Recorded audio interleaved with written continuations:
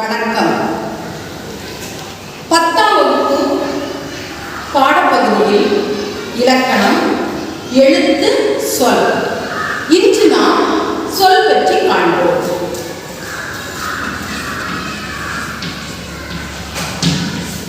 சொல் என்றால் என்ன?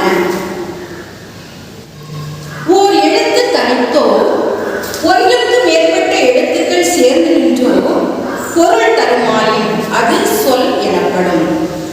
ஓர் எழுத்து தனித்தோ, ஓர் எழுத்து தனித்து. எடுத்துக்காட்டு: பூ, தீ, நா, போ.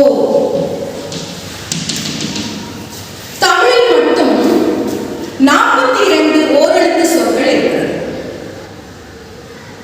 ஓர் எழுத்து தனித்து நின்று பொருள் தருகிறது. பூ பொருள் தருகிறது. இப்படி ஒரு எழுத்து தனித்து நின்று பொருள் தந்தால் அது சொல். பல எழுத்துக்கள் சேர்ந்து நின்று பொருள் தரும். பல எழுத்துக்கள். மாடு பொருள் தருகிறது. ஒன்றுக்கு மேற்பட்ட எழுத்து. மாடு புல் தின்றது.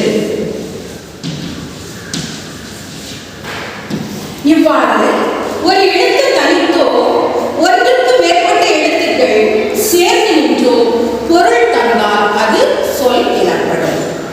இந்த சொல்லுக்கு வழங்கப்படுகின்ற வேறு பெயர்கள். சொல்லுக்கு வழங்கப்படுகின்ற வேறு பெயர்கள் பதம், மொழி, கிளவி.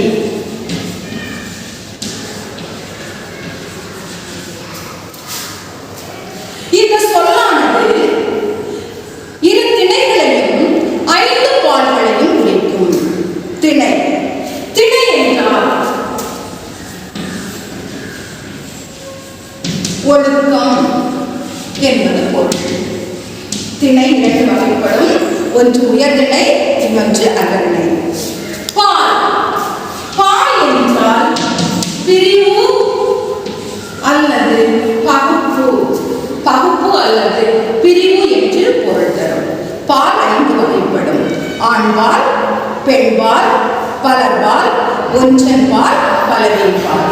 இந்த ஆண்பால், பெண்பால், பலர்பால் இந்த மூன்றுமே உயர்திணைக்கு உரியது. ஒன்றன்பால், பலவின்பால் இந்த இரண்டுமே அகர்ணைக்கு உரியது. இந்த சொல்லானது இரு திணைகளையும் 5 பால்களையும் குறிக்கும். செய்யுள் நடையிலும் உலக வழக்கிலும் வரும். 3 இடத்தை குறிக்கும். இடம்: தன்மை, முன்னிலை, படர்க்கை. First person, second person, third person.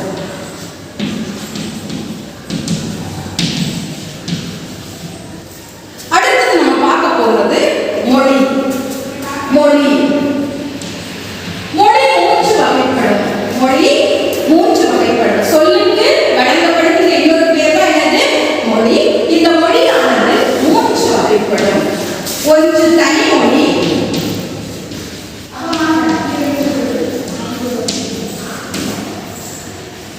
தொடர்மொழி,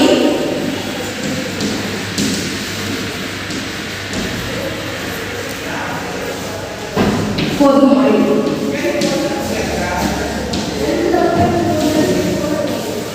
தனிமொழி என்றால் ஒரு சொல் தனித்து நின்று பொருள் தந்தால் அதுதான் தனிமொழி எனப்படும். ஒரு சொல் தனித்து நின்று, ஒரு சொல் என்று சொன்னால் எடுத்துக்காட்டாக கண், படி.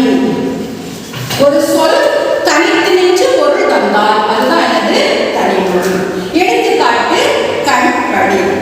இந்த தனிமொழியானது பகுவதமாகவும் இருக்கலாம், பகாவதமாகவும் இருக்கலாம். பகுவதம் என்று சொன்னால் பகுதி விகுதியாக பகுக்க முடிந்தால் அது பகுவதம். பகாவதம் என்று சொன்னால் அது பகுதி விகுதியாக பகுக்க முடியாது. இந்த கண், படி இந்த 2 சொற்களுமே பகாவதம். ஆனால் கண்ணன்,